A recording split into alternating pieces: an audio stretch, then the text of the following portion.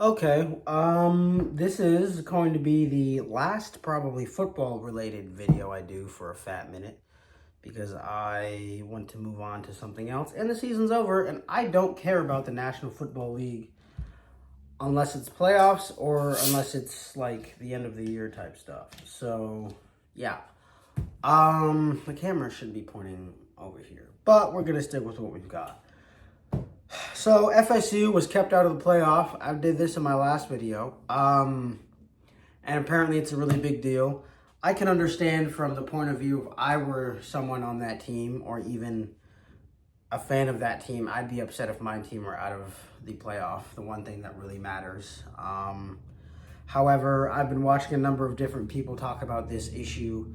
Josh Pate, for one of them, blames the media, not the media, but how the media marketed the playoff. He talks about how this might be good for Florida State in the long run because now they're going to come back next year and they're going to want to destroy everybody and lay waste to the whole college football landscape and win the whole thing. Will that happen? I don't know. What I do know, however, is that they probably were not one of the four best teams at the end of the year. And I understand that seems to be, I guess it is largely based off of Travis getting hurt and really nothing else. As I brought up in my last video, they would have had a whole month to prepare for this game, for the game that they would have played if they were in the playoff, where they could have shored up their defense, figured out whether it was going to be Tate or I don't know who the other kid was for their QB situation and get them to be ready and willing to throw the ball downfield a little more. Now, I don't know about their backfield in terms of their secondary, but I do know that their front seven were, is it their front seven? I guess it would be their front seven. Were pretty good, especially their linemen, D linemen specifically. I think it's Verse. And there was another one that was also really good. But they just tore it up. Verse tore it up last year. He won them the game for LSU last year. And then they just destroyed LSU again this year. So that's really cool for them. I genuinely don't know how they would have performed against Michigan. I have no idea. Even if they had a month to prepare and they had their second string backup QB, obviously he's good enough to be on the team or else he wouldn't be there. But I don't know how well they would have held up against Michigan's front seven or just defense in general because Michigan's defense is actually really good. So time will tell. We'll never know. Time will not tell because they may not even play another game this year. If they boycott, I honestly hope they boycott just for the chaos of it. I enjoy screwing over any, not large corporations, just kind of when a group of people are not getting their way in terms of never having their way originally, such as college football players or just college athletes in general. I'm totally okay with the head large body losing a shit ton of money because they decide, fuck you, we're not playing. So, yeah. That's what I'm going to say on Florida State. That's all I have left to say on Florida State. On to a new topic, and that is the Pac-12 played their last game like 2 weeks ago or a week ago. I don't really know. There was a picture on Instagram. I think I also talked about this in the last video where all the mascots got together and did one big group photo before they all went their separate ways. I think I did talk about this the last video. It is pretty dumb how it's no longer regional-based conferences. It's now just like whatever the fuck. Like a genuine mess. The point of them not having to take horse and buggy, as Uncle Lou would say, to get to these places, and they can just take planes is a very valid point. However, I don't know if you're playing at Rutgers and you have to play 3 West Coast teams. Are you just going to stay out there for 3 weekends in a row to play those 3 West Coast teams and then fly back? How's that going to work?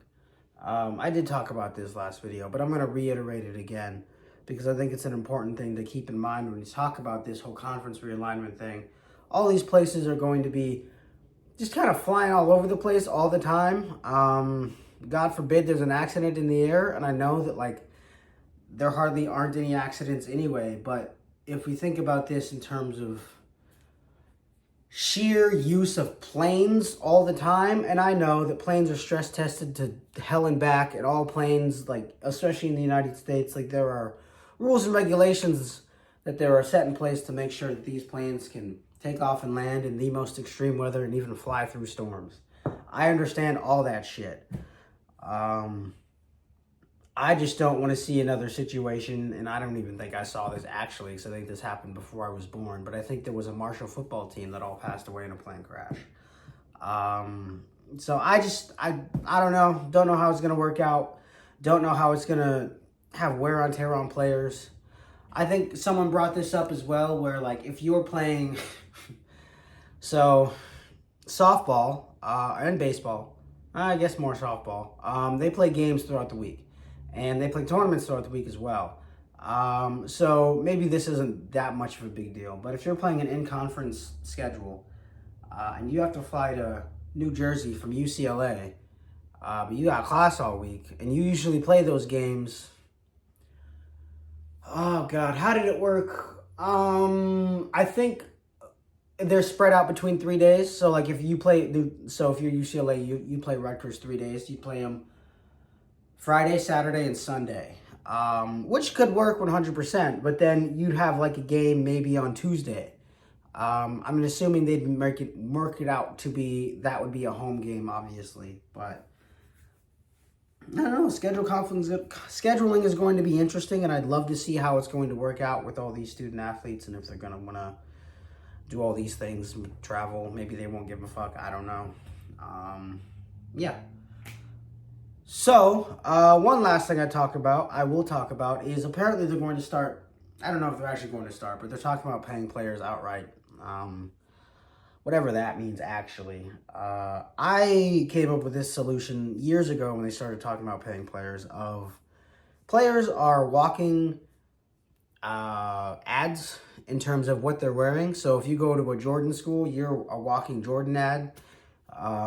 If you go to a Nike school, you're a walking Nike ad, Adidas, etc. So I always thought that if you're going to play a sport in a conference, I think there should be a conference fee that's paid to the athlete.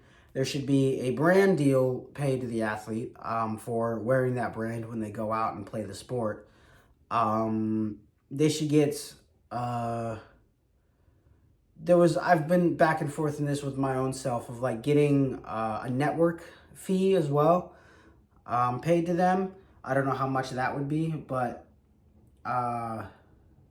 yeah, I just feel like there's really, obviously the Power 5, now it's Power 4, but back then it was Power 5, and they definitely could have paid for it. How much the fee would have been, I don't know. I would have done it to where you got the payout every time you went to your meet or your game or whatever. So let's say the SEC had a $500 payout.